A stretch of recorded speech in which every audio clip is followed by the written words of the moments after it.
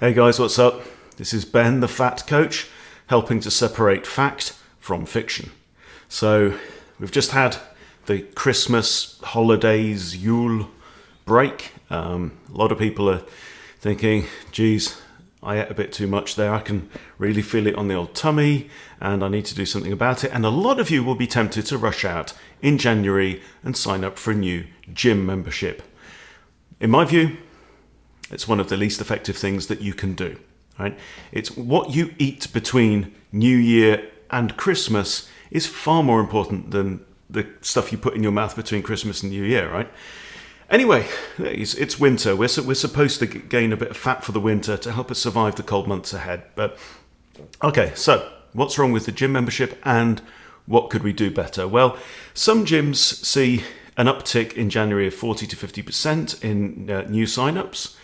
It's obvious people want a New Year's resolution. They think if I go down and burn a lot more energy, I can work off that extra food that I've shoved in my face over the holiday period. Okay, it doesn't really work like that. That's the problem. It takes an awful long time to burn off calories. Right, you'll end up feeling like a hamster on a treadmill, going round and round and round and round. And there's a lot of misinformation out there as well. They call it fat burning mode. There's no such thing as fat burning mode. There is no such thing as a level of cardiac output that is particularly fat burning, right? Simple fact is, if you've got blood glucose, your body will use that first. Also glycogen from your muscles, if needed. And only when your dietary glucose has gone down and there's no triglycerides from dietary fat, that your body will start to go into its own fat stores, okay? The way to do that is not to eat. That's the quickest way to do it. You cannot stimulate that on a treadmill or a rowing machine or a bike or anything. Forget about it. In fact, you're probably better off going out for a walk in nature anyway and actually stimulate yourself in other ways. So another problem is it's bloody boring. It's incredibly boring. You'd be better off actually going down to the gym for 20 minutes and lifting some proper heavy weights, right?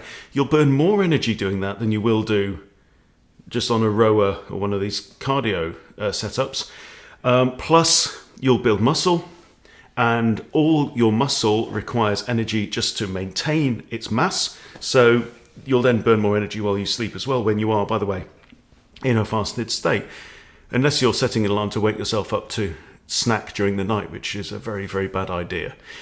So yeah, and quite honestly, you don't even need the gym membership. It'll feel like a stimulus. It'll feel like a reason to go down. But then, once it gets to the end of January and you realize how bloody awful boring it is, then you start to feel guilty for not doing it. I have a couple of dumbbells behind me in my office. I can go over, I can pick those up. In 30 seconds, I've done a reasonable amount of workout. I've stimulated my muscles. I've stimulated my blood flow. I've woken myself up. That's all you need. And, you can get a couple of dumbbells with some weights on for the price of a 1 month's gym membership. So forget about that. So what's better? What is a more effective way to burn off body fat quicker? Well, a lot of people say the place you work on your abs is in the kitchen. I kind of disagree. There's some truth in that, but I think it's actually the supermarket.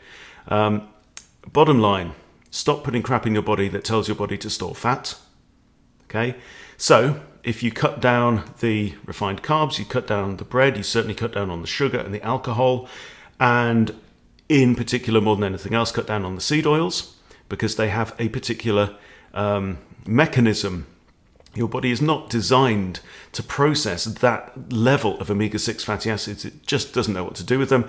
And when they go into your cells, they fail to stimulate your cells in the same way that proper fat does, right? The fat that humans have been living off, thriving on for hundreds of thousands of years is fat from animal sources, okay? So when these fats go into your cells, they go into the mitochondria to make energy. The mitochondrion then releases something called reactive oxygen species, okay, which are then detected by the host cell, and it tells the cell that it is now it's had some fat, it's had some proper energy, and to shut the doors to more fat, so it doesn't get any more energy coming in. Okay, and so what that does is it means that there's more triglycerides going around the bloodstream, which your brain then picks up on, and your brain then goes, okay, right, we've still got triglycerides going around, which means that we are not hungry. So your body then your brain tells your body, we don't need to eat anymore. You feel satiated, okay? Problem with these omega-6 polyunsaturated fatty acids is they do not have the same effect in cells and fat cells, that they do not trigger the production of so many reactive oxygen species. So the cell remains open to storing fat, and that's what happens. So what we want is we want to shut our fat cells to storing fat pretty quickly, and then also when you feel satiated for longer periods, then you're quite happy and your body can go into a fasted state. Your fat cells can then release their stored energy in the form of triglycerides, and your body can use that, and lo and behold, your body fat will just melt away. So it is far, far, far easier to get rid of your own body fat by putting animal fat in your mouth than it is by working out. Okay, bottom line, if you don't believe me, try it for yourself. Okay, even better, come and join the 90-day Big Fat Challenge that's kicking off in just a few days. Okay, thanks for watching, everyone. See you soon.